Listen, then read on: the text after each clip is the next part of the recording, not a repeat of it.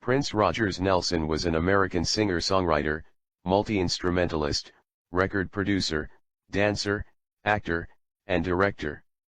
He is widely regarded as one of the greatest musicians of his generation. Considered a guitar virtuoso, he was well known for his eclectic work across multiple genres, flamboyant and androgynous persona, and wide vocal range which included a far-reaching falsetto and high-pitched screams.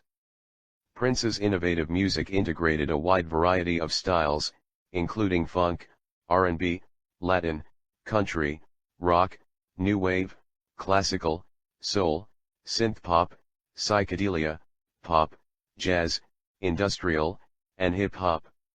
He pioneered the Minneapolis sound, a funk rock subgenre that emerged in the late 1970s. He was also known for his prolific output, releasing 39 albums during his life, with a vast array of unreleased projects left in a vault at his home after his death. It is believed that the vault contains dozens of fully produced albums and over 50 music videos that have never been released, along with various other media. He released hundreds of songs both under his own name and multiple pseudonyms during his life, as well as writing songs that were made famous by other musicians, such as Nothing Compares to You and Manic Monday. Estimates of the complete number of songs written by Prince range anywhere from 500 to well over 1,000. Born and raised in Minneapolis, Minnesota, Prince signed a recording contract with Warner Brothers Records at the age of 19. Prince went on to achieve critical success with the innovative albums Dirty Mind, 1980, Controversy, 1981, and 1999, 1982. His sixth album, Purple Rain, 1984, was recorded with his backup band The Revolution, and was the soundtrack to his film acting debut of the same name. Purple Rain spent 6 consecutive months atop the Billboard 200. Prince won the Academy Award for Best Original Song Score. After disbanding The Revolution, Prince went on to achieve continued critical success with Sign o' the Times, 1987. In the midst of a contractual dispute with Warner Brothers in 1993, he changed his stage name to the unpronounceable symbol logo. Hollow circle above downward arrow crossed with a curlicued horn-shaped symbol and then a short bar, known to fans as the love symbol, and was sometimes referred to as the artist formerly known as Prince or simply the artist. He signed with Arista Records in 1998 and began referring to himself by his own name again in 2000. After returning to mainstream prominence following a performance at the Grammy Awards ceremony in 2004, he scored 6 U.S. top 10 albums over the following decade. Joni Mitchell said of Prince, "He's driven like an artist. His motivations are growth and experimentation as opposed to formula and hits." In midlife, Prince reportedly experienced considerable pain from injuries to his body, mainly hips, sustained through his dynamic stage performances, which included leaping off speaker stacks in high heels, and was sometimes seen using a cane. Prince sold over 150 million records worldwide, ranking him among the best-selling music artists of all time. His awards included the Grammy President's Merit Award, the American Music Awards for Achievement and of Merit, the Billboard Icon Award, an Academy Award and a Golden Globe Award. He was inducted into the Rock and Roll Hall of Fame in 2004, the UK Music Hall of Fame in 2006, and the Rhythm and Blues Music Hall of Fame in 2016. Prince saw Michael T. Schulenberg, a Twin Cities specialist in family medicine, in Excelsior on April 7, 2016, and again on April 20. On April 7, he postponed 2 performances at the Fox Theater in Atlanta from his piano and a microphone tour. The venue released a statement saying he had influenza. He rescheduled and performed what was to be his final show on April 14, despite still not feeling well. While flying back to Minneapolis early the next morning, he became unresponsive, and his private jet made an emergency landing at Quad City International Airport in Moline, Illinois, where he was hospitalized and received Narcan, a medication used to block the effects of opioids, especially following an overdose.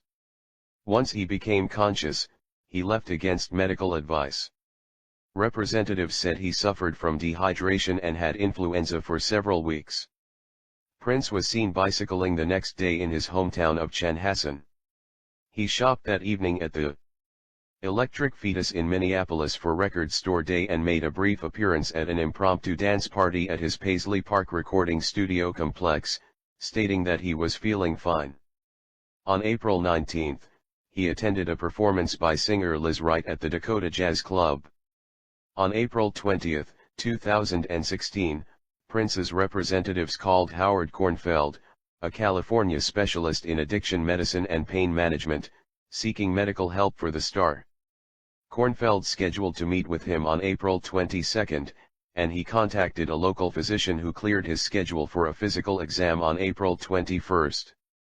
On April 21, at 9:43 a.m., the Carver County Sheriff's Office received a 911 call requesting an ambulance be sent to Prince's home at Paisley Park.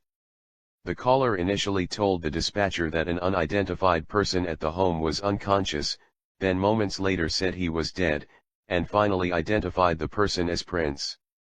The caller was Kornfeld's son, who had flown in with buprenorphine that morning to devise a treatment plan for opioid addiction. Emergency responders found Prince unresponsive in an elevator and performed CPR, but a paramedic said he had been dead for at least 6 hours, and they were unable to revive him. They pronounced him dead at 10:07 a.m. 19 minutes after their arrival. There were no signs of suicide or foul play. A press release from the Midwest Medical Examiner's Office in Anoka County on June 2 stated that the musician had died of an accidental overdose of fentanyl, at the age of 57. The fentanyl that led to his overdose was contained in counterfeit pills made to look like a generic version of the painkiller Vicodin. The question of how and from what source Prince obtained the drug that led to his death has been the subject of investigations by several law enforcement agencies. A sealed search warrant was issued for his estate, and another unsealed search warrant was issued for the local Walgreens pharmacy. On April 19, 2018, the Carver County Attorney announced that the multi-agency investigation related to the circumstances of the star's death had ended with no criminal charges filed. Following an autopsy performed by Dr. A. Quinn Straubel, a protege of Janice Amatuzio, his remains were cremated. On April 26, 2016, Prince's sister and only full sibling Tyka Nelson filed court documents in Carver County, to open a probate case, stating that no will had been found. As of his death, the twice-divorced Prince was neither married nor known to have fathered any surviving children. Under Minnesota law, in the absence of a will, this meant that, in addition to his full sister, Prince's 5 half-siblings also had a claim to an estate totaling millions of dollars, and including real estate, stocks, and cars. Within 3 weeks of his death, 700 people claimed to be half-siblings or descendants. Bremer Trust was given temporary control of his estate, had his vault drilled open, and was authorized to obtain a blood sample for DNA profiling from the coroner who had performed the autopsy. Prince's ashes were placed into a custom, 3D printed urn shaped like the Paisley Park estate. The urn was placed on display in the atrium of the Paisley Park complex in October 2016. As of April 2019, no additional estate claimants were recognized by the courts besides Prince's full sister and 5 half-siblings. However, his estate remained unsettled.